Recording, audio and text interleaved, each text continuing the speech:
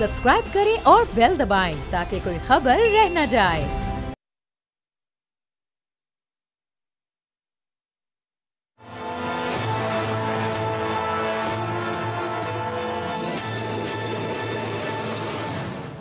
अस्सलाम वालेकुम, मैं बाब जहांगीर। आप देख रहे हैं प्रोग्राम तजिया। इस्लामाबाद हाई कोर्ट के 6 मुअज़्ज़िज़ जज साहिबान ने सुप्रीम जुडिशल काउंसिल और चीफ जस्टिस ऑफ पाकिस्तान को एक बड़ा तशवीशनाक ख़त लिखा है और उस ख़त में उन्होंने अपने खदशात का इजहार किया, अपने तहफ़्फ़ुज़ात ज़ाहिर किया और ये बताया कि उन पर मुख्तलिफ़ औक़ात में हसास इदारों की जानिब से प्रेशर डाला गया, यानी हसास इदारों पर इस ख़त में इल्ज़ामात लगाए गए हैं और ये बड़ा वाज़ेह कहा गया है कि मुख्तलिफ़ औक़ात में मुख्तलिफ़ तरीक़ों से उनको प्रेशराइज़ किया गया। और ये बात वो पहली बार नहीं कर रहे, बल्कि इससे पहले साबिक़ चीफ जस्टिस उमरता बंदियाल के दौर में भी ये बात उनकी इन तमाम मुअज़्ज़िज़ जज साहिबान की जानिब से की गई, लेकिन उमरता बंदियाल साहब ने उस वक्त कोई ख़ास नोटिस नहीं लिया। तो अब एक तासुर ये उभर रहा है, बहुत सारे सवालात भी जन्म ले रहे हैं और एक तासुर ये उभर रहा है कि अगर उस दौर में इस पर नोटिस नहीं लिया गया और आज जस्टिस काजी फ़ाइज़ ईसा साहब ने इस ख़त पर फौरी तौर पर नोटिस लेते हुए एक फुल कोर्ट इजलास बुला लिया है, फौरी तौर पर वो मुतारिक हो गए हैं, तो जो सवालात इस वक्त अब जहनों में आ रहे हैं इस पूरी सूरत हाल से मुतालिक, उस पर हम गुफ्तगू करेंगे और मेहमानों के सामने वो तमाम सवालात रखकर आपसे तारुफ करवाते हैं। राजा खालिद महमूद साहब माहिर कानून है, हमारे साथ मौजूद हैं।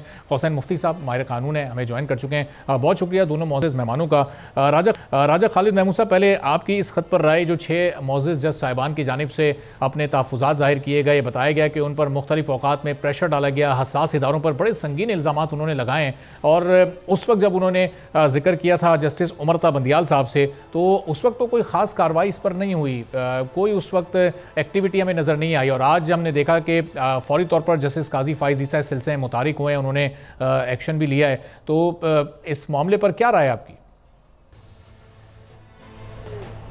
पहली बात तो ये है और मेरे लिए बड़ी ही अचंभे की बात है, हैरानकुन बात है और ये स्टनिंग फैक्ट है कि ये चारों जो 6 जो जजेस हैं, ये हाई कोर्ट के जजेस और एक्सपीरियंस जजेस हैं और फिर ये है कि एक अरसा हुआ इन्हें इस लॉ की फील्ड में पहले प्रैक्टिस करते हुए और फिर एज आ जुडिशल ऑफिसर काम करते हुए।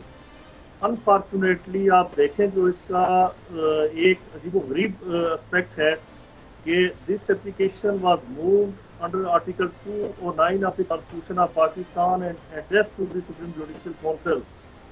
सुप्रीम जुडिशल काउंसिल का ये कतई मैंडेट नहीं है, जो मेरे लिए बहुत हैरानकुन बात है कि आप पढ़े लिखे लोग हैं, आप कॉन्स्टिट्यूशनल कोर्ट्स हैं, आपको ये नहीं पता कि आपके लिए दादरसी का फोरम कौन सा है और किस आर्टिकल या किस प्रोविजन ऑफ लॉ के तहत आपको वहाँ पे जाना होगा। आपने सुप्रीम जुडिशल काउंसिल का सिर्फ ये मैंडेट है कि वो किसी के कंडक्ट को, वो कॉन्स्टिट्यूशनल पोस्ट है, ऑडिटर जनरल ऑफ पाकिस्तान है, चीफ इलेक्शन कमिश्नर है या जजेस हैं हाई कोर्ट या सुप्रीम कोर्ट के, उनके कंडक्ट की बाबत कोई इंक्वायरी कर सकती है। इसके अलावा ये जो खत लिखा है, it is beyond the scope of the supreme judicial council. पहली बात तो ये सही। दूसरी ये है कि आप देखें कि वो खत सुप्रीम जुडिशल काउंसिल और इन जजेस के दरमियान होना चाहिए था, लेकिन वो फोर्थ सोशल मीडिया की और इलेक्ट्रॉनिक मीडिया की जीनत बन गया और सोशल मीडिया पे फिर ट्रोलिंग शुरू हो गई। Chief justice Islamabad high court हो गए या फिर इस तरह से बाकी जो पॉलिटिकल लोग और अदारे, बिलखसूस हमारे जो असास अदारे, उनकी ट्रोलिंग शुरू हो गई। ये किसके हाथों में खेला गया, किसके कहने पे ये खेल रचाया गया, it is yet to be determined. अब इसके इल्जामात की तरफ आए। इल्जामात जी के किसी जज के रिश्तेदार के जरिए उसे प्रेशराइज किया गया, जज का नाम नहीं है, रिश्तेदार का नाम नहीं है, प्रेशराइज करने वाले साहब कौन से थे उनका नाम नहीं है, किसी को अगवा किया गया, जो मगवी है, जो एबडक्टी है, उसका नाम नहीं, किस जज के वो रिश्तेदार था, उसके साथ क्या ताल्लुक था, क्यों किया गया और किसने किया, this letter is absolutely silent about that. फिर आप एक जज साहब, किसी जज साहब, एक जज साहब नहीं, तो किसी जज साहब के घर में वो जब शिफ्ट हुए ऑफिशियल रेजिडेंस, वहाँ पे कैमरे, खुफिया कैमरे बरामद हुए। अब वो जज साहब वो लिखते ये है उस लेटर में कि during the maintenance of the house, ये पता चला कि इन लाइट्स के अंदर कैमरे थे, यानी वो जाके मेंटेनेंस करवा रहे हैं, अभी शिफ्ट भी नहीं हुए। तो कैमरे का मतलब ये है कि जो पहले वहाँ पे साहब रहते थे उनके लिए लगाए गए, किसने लगाए, आपको इंक्वायरी करनी चाहिए थी, यानी आप वो मेंटेनेंस करवा रहे हैं। अगर किसी ने कैमरे लगाने थे तो वो मेंटेनेंस करवा के कैमरे लगा के आपको देते, ताकि आपको मेंटेनेंस की जरूरत ना पड़ती और वो कैमरे ना पकड़े जाते। सही। फिर जो कहते हैं कि हमने जी chief justice Islamabad high court को शिकायत की, आपको अगर किसी ने हैरस किया था, आपको किसी ने अगर प्रेशराइज किया था, आपके मामलात में आपकी जो प्रोसीडिंग्स हैं उनमें किसी ने इंटरफेरेंस की, तो आप कंटेम्प्ट में उसे बुला सकते थे कोर्ट में। उसमें chief justice Islamabad high court अगर रुकावट बने हो तो फिर आप उन पे इल्ज़ाम धर सकते हैं जी कि उन्होंने हमें रोका या हमारी पिटीशन वो नहीं, उसे समाप्त नहीं होने दी उसकी, आपने ऐसा नहीं किया। फिर आपने 22 मार्च का जो फैसला था जस्टिस चौधरी सिद्दीकी साहब के हवाले से, उसके पीछे छुपने की कोशिश की। सही। कहा गया कि उस फैसले के अंदर ये हुआ और आपने इंक्वायरी का कहा, तो जस्टिस चौधरी सिद्दीकी ने तो स्पेसिफिक इल्जामात लगाए थे कि मेरे घर पे फलां साहब ने फलां दिन मुलाकात की थी आके, और मैंने ठीक है। यानी राय साहब कह रहे हैं कि काफ़ी सारे इसमें लूप होल्स भी हैं, मुबहम भी हैं, कुछ मामलात में इसमें इबाहम भी है, इन्फॉर्मेशन इसमें अगर इल्ज़ाम लगा भी रहे हैं तो उस इल्ज़ाम की भी इन्फॉर्मेशन और शवाहिद इसमें पूरे नहीं है। मैं आपकी तरफ वापस भी आता हूँ, कौसैन मुफ्ती साहब का भी इस पर पॉइंट ऑफ व्यू ले लेते हैं। कौसैन साहब, 9 मई के वाक़ये को 1 साल हो गया, अभी तक हमने उस मामले पर कोई बहुत ज़्यादा फैसले आते नहीं देखे, लेकिन अब अगर इसके मतन को बिलफर्ज हम ये जो इल्ज़ामात लगाए गए हैं इस पर हम बात करें, और अगर वो जो प्रेशर वाली बात हो रही है, अगर वो प्रेशर इस कदर शदीद था या उसका कोई असर था, तो वो फैसले तो अब तक हो जाने चाहिए थे, क्योंकि उस मामले में तो रियासत खुद एक फरीक है। बहुत सारे मामला अभी तक हम ऐसे केसेस देख रहे हैं कि जिन पर फैसले अभी भी पेंडिंग में। जी, ये सुप्रीम कोर्ट ने एक इंजंक्शन ग्रांट की थी कि आप इनके ट्रायल्स तो कर लें 9 मई के वाक़यात में जो मिलिट्री ट्रायल्स होने थे, लेकिन आपने उसमें फाइनल वर्डिक्ट नहीं देनी। तो मेरा ख्याल है कि तमाम जो ट्रायल्स हैं तकरीबन वो मुकम्मल हो चुके हैं और सुप्रीम कोर्ट की वर्डिक्ट का इंतजार है। और ये बात ये जो फौज का इदारा है, ये अगर ट्रायल या मिलिट्री ट्रायल खुद कर रहा है, तो हमें ये समझना चाहिए कि ये जिन लोगों का ट्रायल हो रहा है वो उसी कॉन्स्टिट्यूशन के ताबे हैं जिस कॉन्स्टिट्यूशन के फौज ताबे है।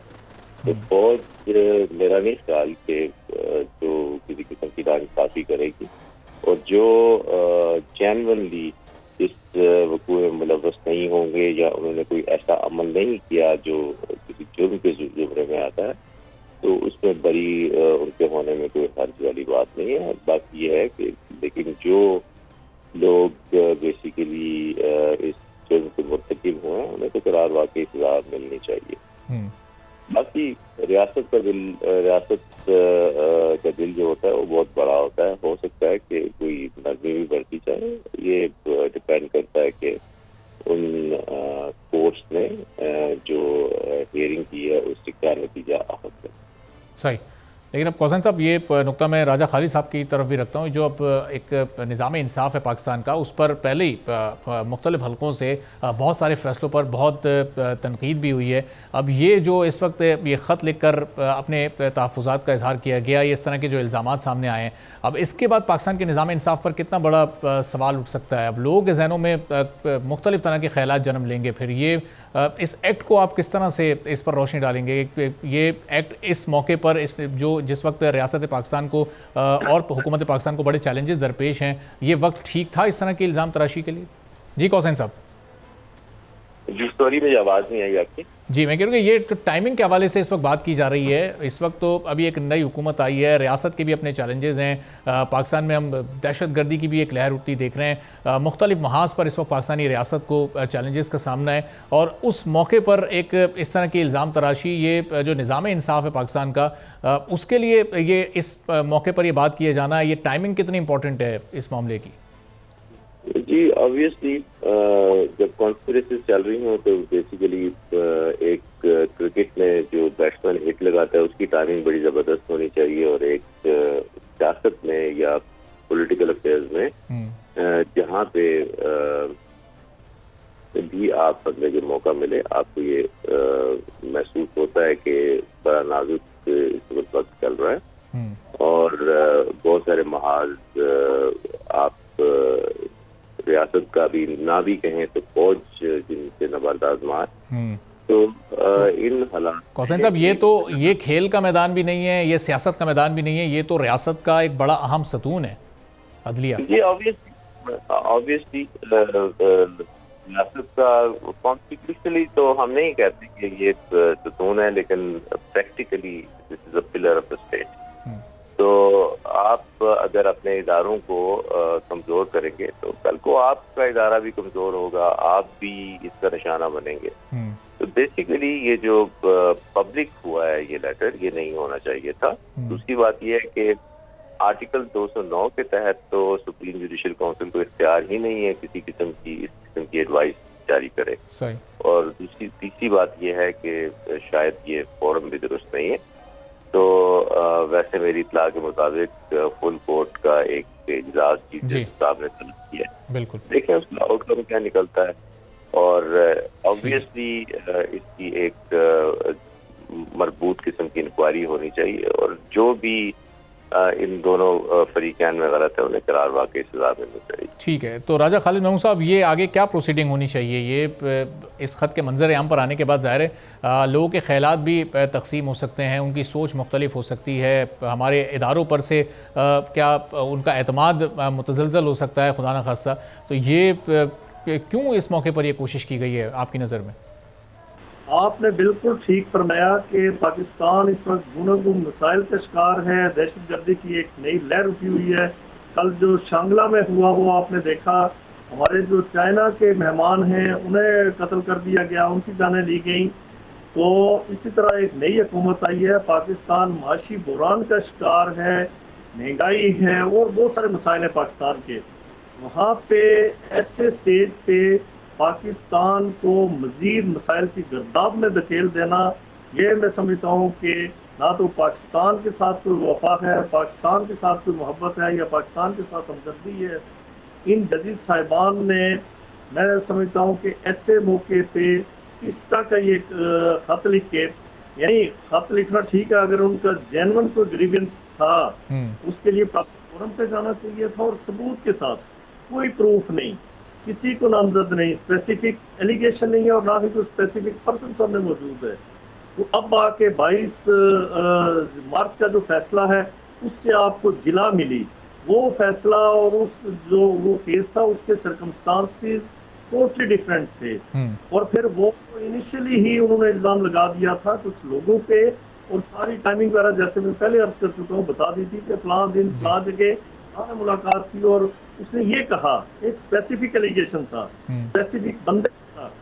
तो फिर उन्हें समाप्त किए बगैर वो फर्क कर दिया गया था, सुप्रीम कोर्ट ने उन्हें बहाल किया।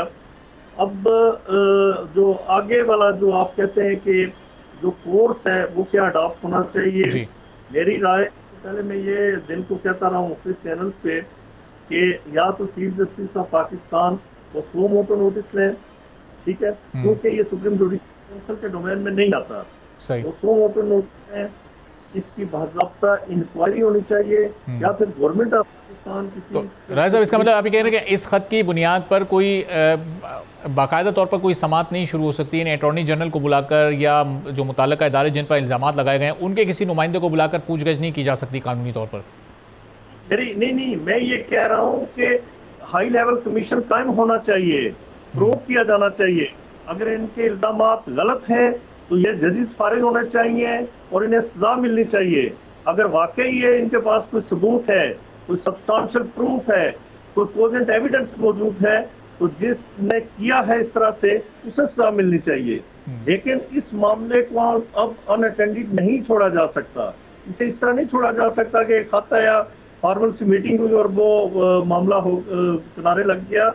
ये बहुत कम हुआ है कि एक किसी हाई कोर्ट के जजों की तकरीबन 90% अक्सरियत या 90% अक्सरियत वो इस तरह से खत लिख के, तो एक जो हमारा हसास अदारा है या जो हसास अदारे हैं उन पे इल्जामात छाड़ कर दें, बगैर किसी सबूत के, यानी इस वक्त तक हमें कोई सबूत नजर नहीं आता, बिल्कुल तो एक बड़ा एलिगेशन है, तो लिहाजा इसकी तहकीक होनी चाहिए और इसे इसके लॉजिकल एंड तक पहुंचाया जाना जरूरी है। सही, ठीक है, बहुत बहुत शुक्रिया राजा खालिद महमूद साहब, हुसैन मुफ्ती साहब, दोनों मौजूद मेहमानों की गुफ्तगू आपने सुनी। एक ब्रेक लेना, ब्रेक के बाद जब एक और अहम मौजू पर दीगर मेहमानों से गुफ्तगू करेंगे।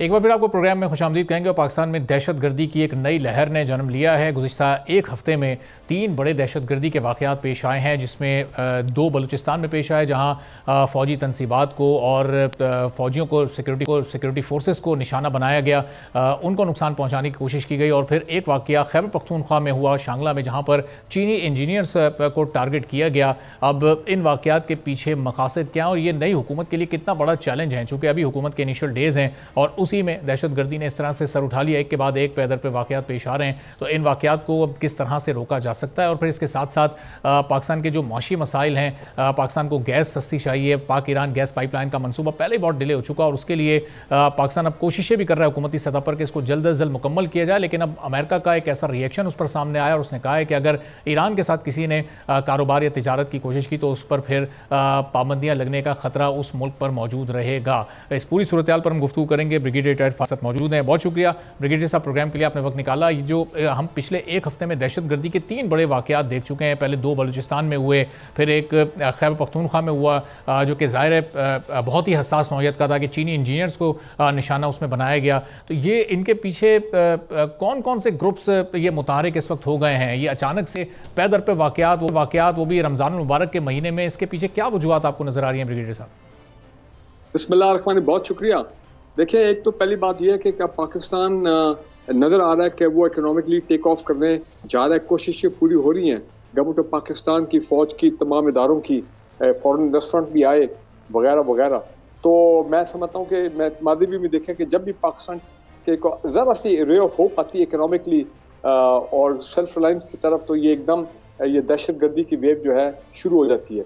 ये तो बड़ी जनरल बात कर रहा हूँ। मेरी नज़र में वो नेक्सस, एक इस नेक्सस को समझना जरूरी है। ये नेक्सस है होस्टाइल फॉरेन इंटेलिजेंस एजेंसीज और अफगान तालिबान गवर्नमेंट के अंदर रोग और होस्टाइल एंटी पाकिस्तान एलिमेंट्स, और तीसरा ऑफ कोर्स भारत, इंडिया और उनकी इंटेलिजेंस एजेंसी।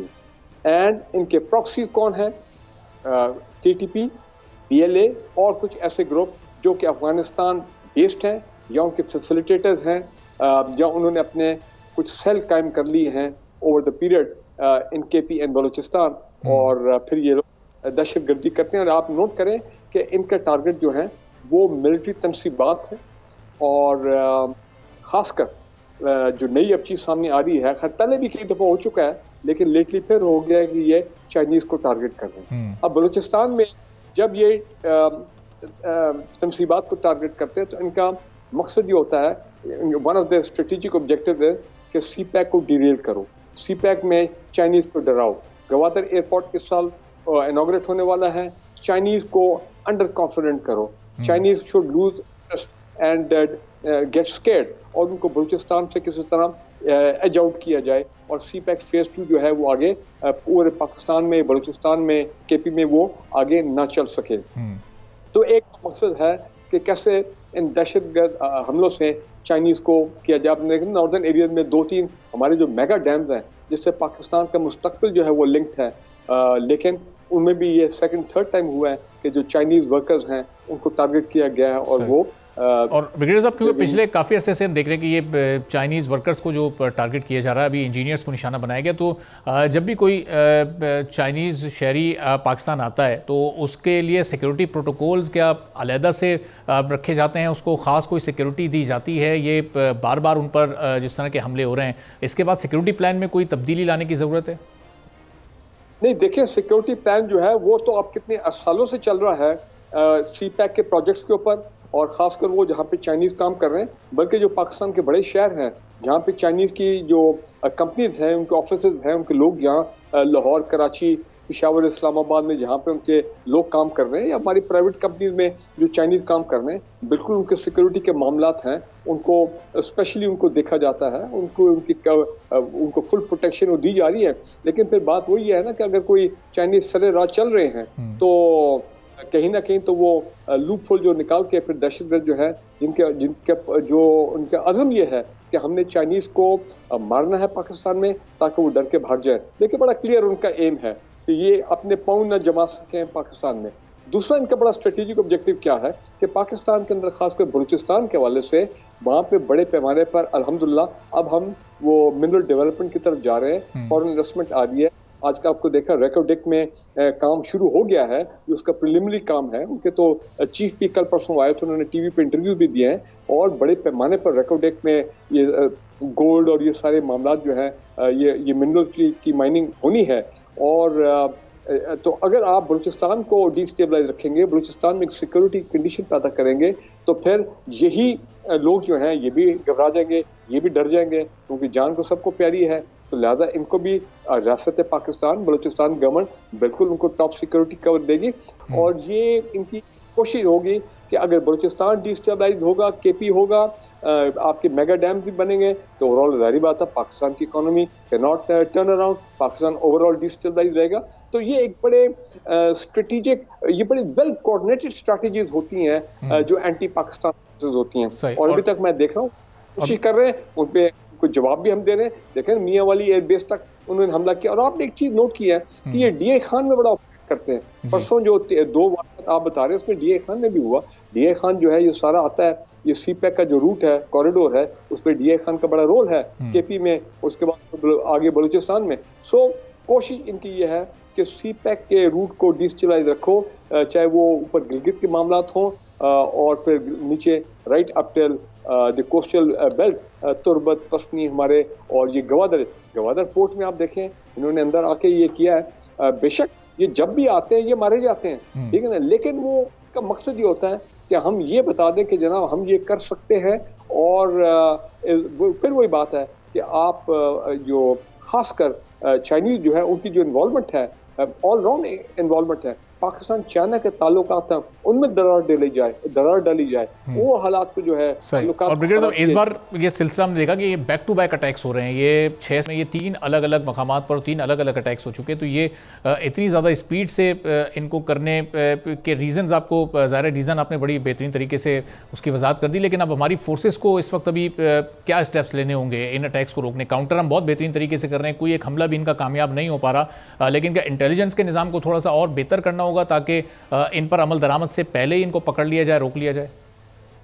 देखिए, एक पहले मैं बात और वाज़ेह कर दूं कि अभी रिसेंटली जो हमने अफगानिस्तान में एयर स्ट्राइक्स की हैं, ठीक है ना, तो मैं तो उस वक्त मैं जब एयर स्ट्राइक्स हुई और बड़ी कामयाब एयर स्ट्राइक्स हुई हैं, तो नॉर्मली ये होता है कि जब इस तरह की आप एक्शन करें अक्रॉस द बॉर्डर, तो फिर वो जो गवर्नमेंट है वो भी ज़रा हॉस्टाइल हो जाती है, और उनका जो थोड़ा बहुत एक आपके लिए एक सिंपैथी, वो दोस्ती का फैक्टर होता है, उसमें भी कमी आती है। और फिर ये रिटेलिएशन जो है, ये रिटेलिएटरी अटैक्स जो है, फिर वही जो नेक्सस जिसकी मैंने बात की थी, फिर वो हरकत में आ जाती हैं।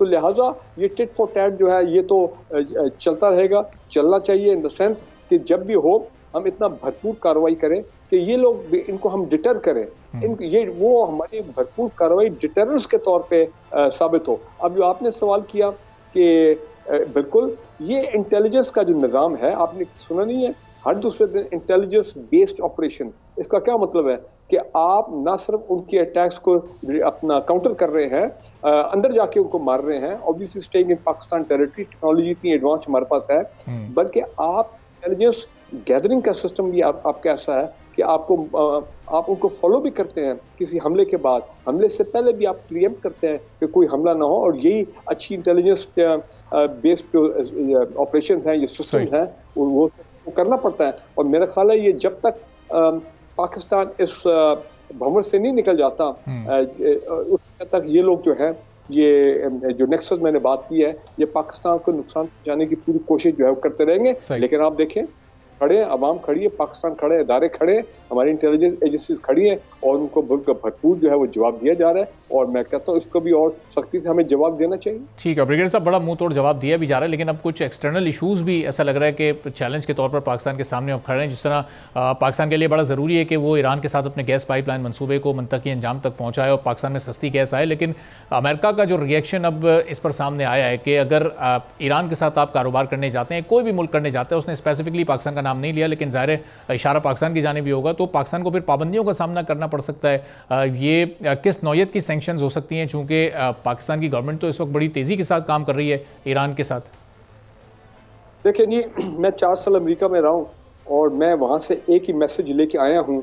मैसेज या ये मेरी कन्विक्शन जो है, आप इससे एग्री करें या ना करें, लेकिन वो अमेरिकन जो है बड़े अनरिलायबल और अनफेथफुल किस्म के लोग हैं। अच्छा। ये आप इनको ट्रस्ट कर सकते हैं।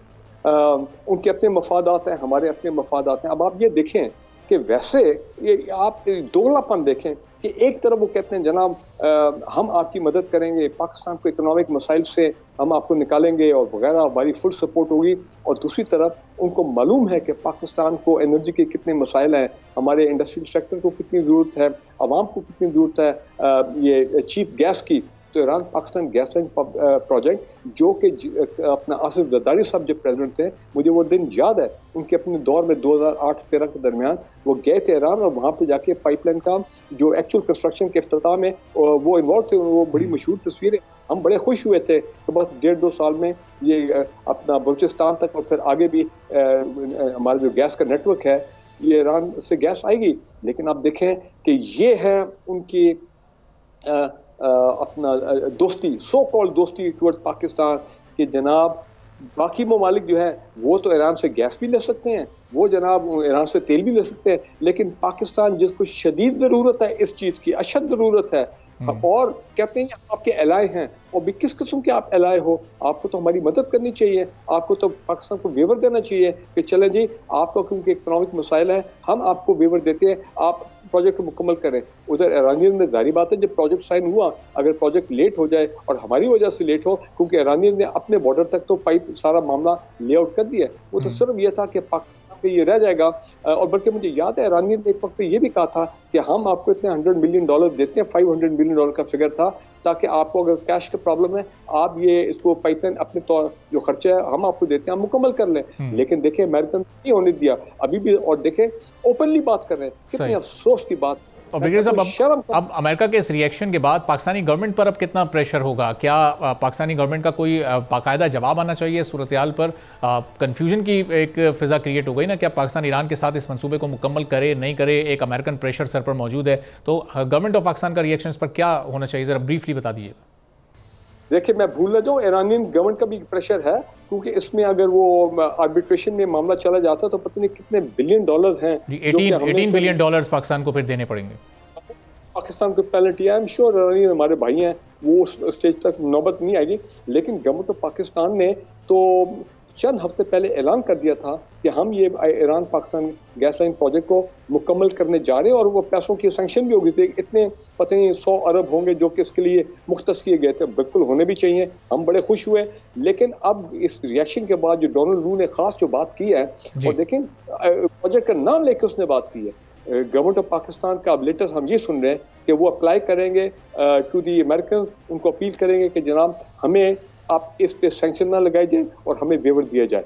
बिल्कुल हमें उनको उनसे बात करनी चाहिए।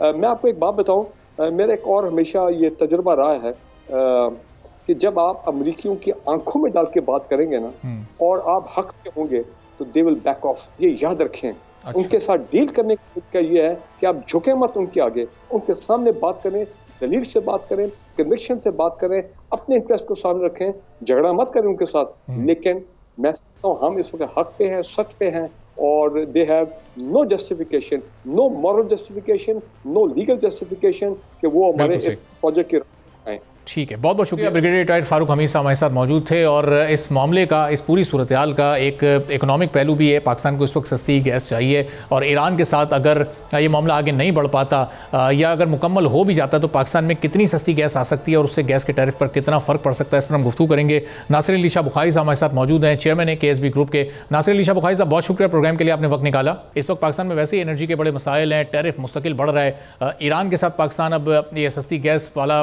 पाइपलाइन को बिछाने का एक समझे कि अब पाकिस्तान इसको रैप अप करने जा रहा था, जो 10 साल पहले लेट हो चुका है मामला। अब अमेरिकन प्रेशर इस पर आ गया है। कितनी ज़रूरी है इस वक्त पाकिस्तान के लिए ये ईरानी गैस जो सस्ते दामों मिल सके? मेरी जो अपनी इत्तलात है उसके तहत बाकायदा जो गैस है उसके ऊपर US सैंक्शन जो है वो स्पेसिफिकली नहीं है। जैसे ऑयल के सिलसिले में उनकी स्पेसिफिक सैंक्शंस हैं और उसमें जो लेकिन सवाल उठाया गया है तो उसको जरूर टेकअप करना चाहिए। फिलहाल तो आपके लिए जो अभी 81 किलोमीटर का आप एक टेस्ट करना चाह रहे हैं वो इसलिए कि ग्वादर में जो इंडस्ट्रीज लग रही हैं उनको आप जो है गैस मुहैया कर सकें, क्योंकि वहाँ पर अगर एनर्जी सोर्स नहीं होगा तो ग्वादर कैसे चल सकेगा। तो ये इशू जो है ये प्रॉब्ली इस बात का तो हो सकता है कि CPEC को जो है कैसे रोका जाए, लेकिन ईरानियन गैस इटसेल्फ जो है वो उसकी सैंक्शन से बाहर है। जहाँ तक पाकिस्तान की तरफ से कोशिश करने की ज़रूरत है तो मैं समझता हूँ कि ये एक कमर्शियल एग्रीमेंट है और पाकिस्तान की जो है उस पर जिम्मेदारियाँ जो हैं वो बहुत ज़्यादा हैं और पाकिस्तान को अपना केस जो है वो बताना पड़ेगा कि अगर ये ना किया गया तो पाकिस्तान के ऊपर जो है वो अरबों डॉलर की तरफ के जो है वो नए क्लेम्स खड़े हो जाएंगे इंटरनेशनल चैम्बर ऑफ कॉमर्स के जरिए।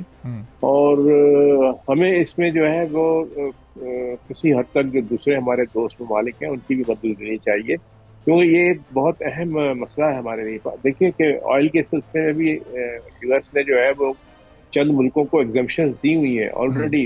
आज से नहीं, वो जब से ये सैंक्शन लगे उस वक्त से उनको एग्जम्पशन दी हुई है कि वो ये ऑयल जो है वो खरीद सकते हैं। तो जब उसकी एग्जम्पशन मौजूद है तो फिर हमारे लिए ये गैस का बंद कर देना जो है ये, और जो ग्वादर गैस आएगी तो बहुत थोड़ी सी गैस होगी, तो इसलिए ये बहुत ही इम्पोर्टेंट एक कदम होगा कि जो हमें उठाना चाहिए और दूसरे दोस्त ममालिक को भी, खासतौर पे UK को जो है वो अपने नुक्ते नज़र में वाज़ा करने की ज़रूरत है और उनके साथ जो है इसको डिप्लोमेटिकली, ये पब्लिक उसमें क्लेम्स में और पब्लिक उसको डिस्कशंस करने से ये मसला हल नहीं होगा। अच्छा, ये डिप्लोमेटिकली हल होगा और इकोनॉमिक डिप्लोमेसी जो है उसका भी ज़माना सबसे बड़ा जो काम है वो यही है कि अपने इंटरेस्ट को जो है हम कैसे सेफगार्ड कर सकते हैं। और नज़ब ये इकोनॉमिक जो है तो नेचुरली अगर गैस होगी तो पूरा एक इंडस्ट्रियल सेटअप वहाँ पर जो है वो बनाया जा सकता है गैस बेस्ड। अच्छा, और फिलहाल तो उसको हम पाकिस्तान के दूसरे हिस्सों में नहीं ला सकेंगे,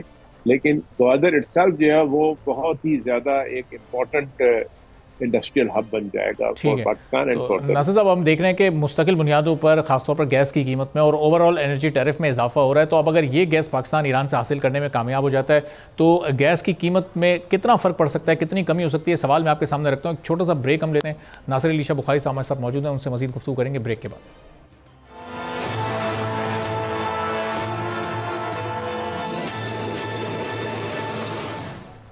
एक बार फिर आपको प्रोग्राम में खुशामदीद कहेंगे। नासिर अली शाह बुखारी साहब हमारे साथ मौजूद हैं, चेयरमैन है KSB ग्रुप के। नासिर साहब, ये अगर पाकिस्तान ईरान से गैस हासिल करने में कामयाब हो जाता है तो पाकिस्तान की जो इस वक्त ज़रूरत है उसका कितना फ़ीसद पाकिस्तान यहाँ से हासिल कर सकेगा और उससे पाकिस्तान के ओवरऑल जो गैस का टैरिफ है क्या उस पर भी कोई खातिर ख्वाह फ़र्क पड़ सकता है? नहीं, ये मिसकंसेप्शन दूर कर दीजिएगा। ये गैस पाकिस्तान नहीं आ रही, ये गैस ग्वादर जा रही है। अच्छा, और जी ग्वादर की जो गैस है उसको ग्वादर में ही इस्तेमाल किया जा सकता है, क्योंकि वो जो 81 किलोमीटर की बताई जा रही है वहाँ पर आपका पूरा एक इंडस्ट्रियल इंफ्रास्ट्रक्चर जो है उसके लिए इस्तेमाल हो सकता है। तो कम से कम आपकी इंडस्ट्री उस इलाके में जो है वो लग सकती है। जहाँ तक सवाल इसका कि पाकिस्तान में इसकी क्या होगी, तो पाकिस्तान में तो एक ही सूरत में गैस की कीमत कम हो सकती है अगर यहाँ डिस्कवरीज हो जाए। यहाँ आपके पास जो है वो जो आपकी पॉलिसी है एक्सप्लोरेशन की, उसको मज़ीद फैसिलिटेट करने की ज़रूरत है और उसके अंदर जो एक आज भी देखें ना, ओजीडीसी की डिस्कवरी की खबर आई है कि ओजीडीसी ने केपी के अंदर डिस्कवरी की है। उससे पहले भी केपी में जो है वो डिस्कवरी नहीं है। आपका सिंध बेसिन जो है वो अभी पूरा का पूरा, उसके अंदर भी जो है बहुत कुछ गैस के मतलब उम्मीद की जाती है कि बहुत बड़ा वहाँ पर जो है अभी भी गैस के ज़खायर अवेलेबल हैं, क्योंकि कोल अवेलेबल है इतनी तादाद में वहाँ थर में, तो उसके साथ जो है उस इलाके में गैस भी होनी चाहिए।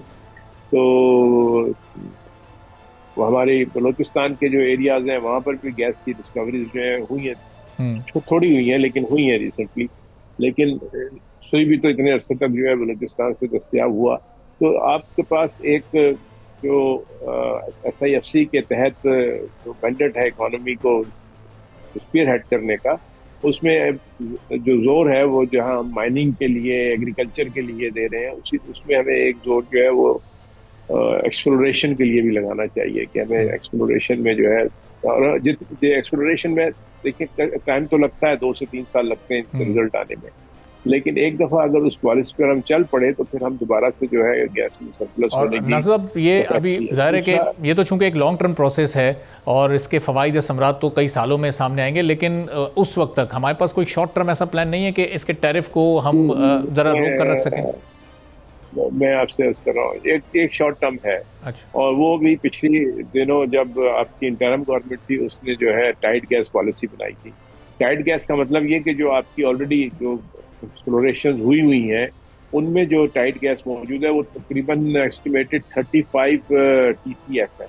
35 TCF बहुत बहुत बड़ी चीज़ होती है। अच्छा। और ओवरऑल पाकिस्तान में जो है वो 55 TCF के मुताबिक बात की जाती है। तो आप जो ये टाइट गैस है वो आप ज़्यादा जल्दी हासिल कर सकते हैं, और पॉलिसी उसकी जो है वो इंटरिम गवर्नमेंट अनाउंस कर चुकी है, अब उसे इम्प्लीमेंट करने की जरूरत होगी।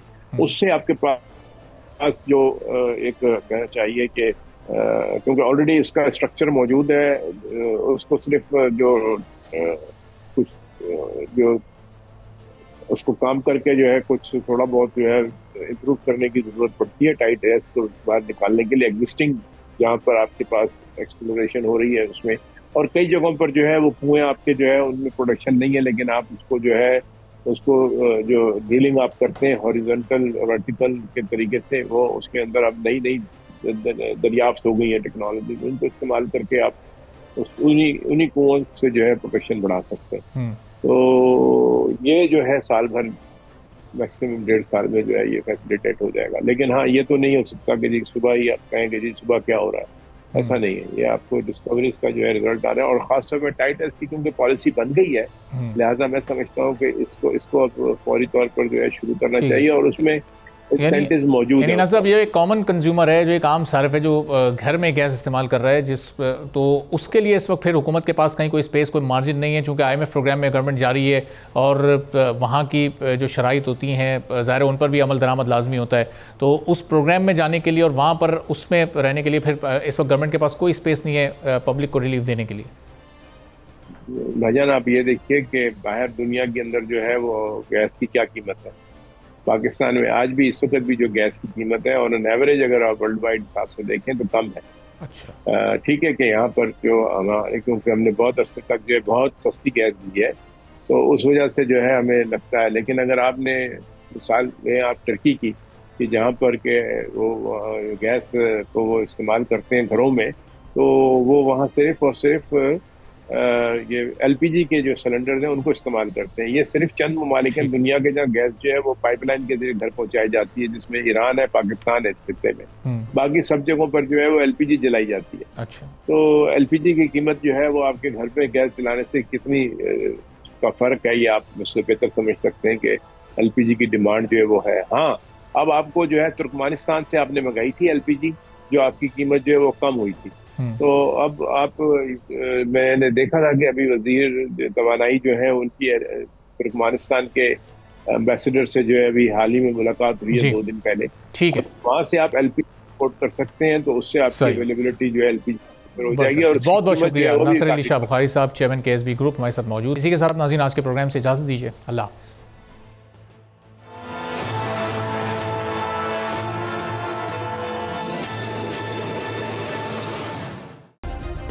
सब्सक्राइब करें और बेल दबाएं ताकि कोई खबर रह न जाए।